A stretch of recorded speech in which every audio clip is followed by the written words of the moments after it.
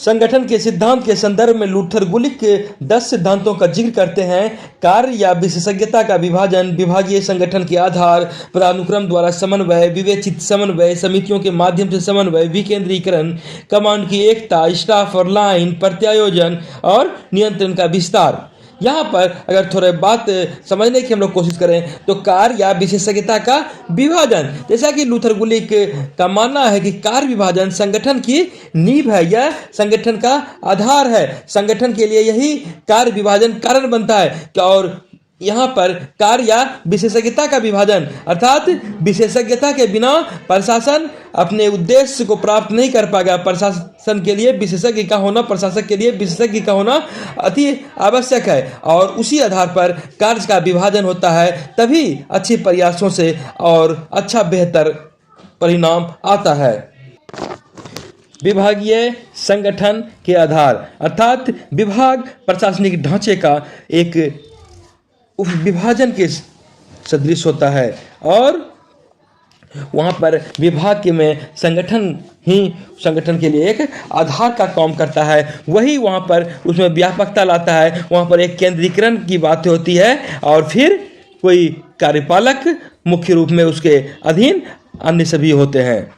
और पदानुक्रम द्वारा समन्वय, यदि इसको देखें तो एक तरह का पदानुक्रम की बातें होती है, मतलब कि जो भी अधिकारी है उसके ऊपर के अधिकारी अलग, उसके बाद उसके ऊपर के अधिकारी, एक तरह से कहें तो निर्देशन की बात होती है और एक तरह से कहें तो नियंत्रण की बात होती है। सत्ता सब में स्पष्ट रूप से होती है और उच्च पद से निम्न पद और निम्न से निम्नतर पद, इस तरह का एक तरह का पद सोपानिक प्रक्रिया के संदर्भ में समन्वय बनाए रहने की बात होती है।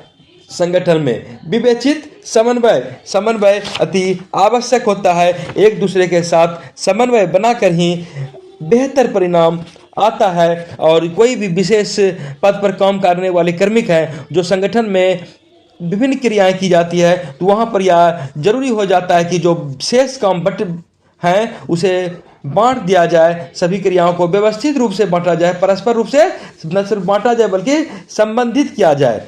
और इसी को समन्वय क्या कहते हैं। और इसके समन्वय के माध्यम से ही एक तरह से एकता बनाई रखी जाती है और खर्च में बचत कहें तो लाई जाती है।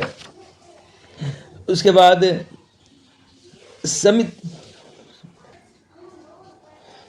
विकेंद्रीकरण को लेकर कहते हैं कि सारा प्राधिकार, सारा सत्ता, सारा कार्य एक ही जगह केंद्रीकृत नहीं हो जाना चाहिए, बल्कि इसे हर स्तर पर, हर टेबल तक इसका विकेंद्रीकरण होना चाहिए, ताकि सबों को अपने अपने कार्य का एहसास हो, सभी को अपने अपने लक्ष्य की ओर अग्रसर हो और कार्य के बढ़ जाने से फिर कार्य करने में सुलभता होती है। कमांड की एकता,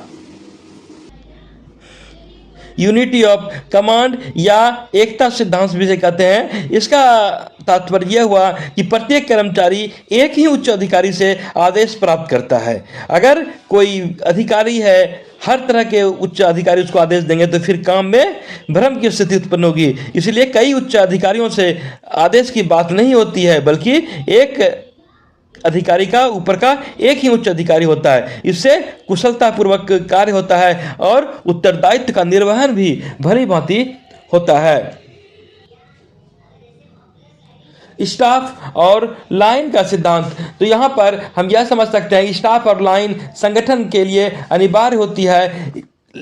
शब्द स्टाफ का अर्थ हुआ सलाह देना, विचार करना, और लाइन का अर्थ हुआ कि वह निर्णय लेता है।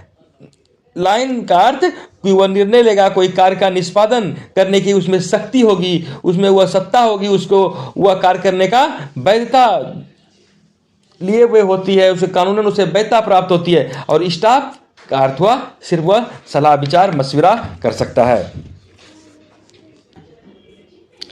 प्रत्यायोजन अर्थात किसी को किस संदर्भ में काम सौंपना, अति विशिष्ट परिस्थिति में या का समय के अनुसार कोई विशेष लक्ष्य जब दे दिए जाते हैं तो वहाँ पर काम दूसरे को सौंप दिया जाता है और काम की आवश्यकता अनुसार, काम की दक्षता के अनुसार, कार्य के स्वरूप के अनुसार कार्य अधिकारियों से, कर्मचारियों से लिया जाना। नियंत्रण का विस्तार, मतलब नियंत्रण का भी एक क्षेत्र होता है और समय और योग्यता के अनुसार निरीक्षक को जो उच्च अधिकारी होते हैं वह अपने जितने अधिकारी का निरीक्षण कर सकते हैं वहां तक का वह कहें तो वहीं तक का उसको विस्तारित करना चाहिए। और उसका यदि सीमांकन नहीं होगा तो फिर प्रभावी निरीक्षण नहीं हो सकता है। और निरीक्षण की एक, क्योंकि ऐसा इसलिए क्योंकि निरीक्षण की भी कोई सीमा हो सकती है। अधीनस्थ अधिकारियों का प्रभावी निरीक्षण एक कुशल निरीक्षक ही कर सकता है, इसलिए यहाँ पर इसका भी एक सीमा तक विस्तार करना चाहिए।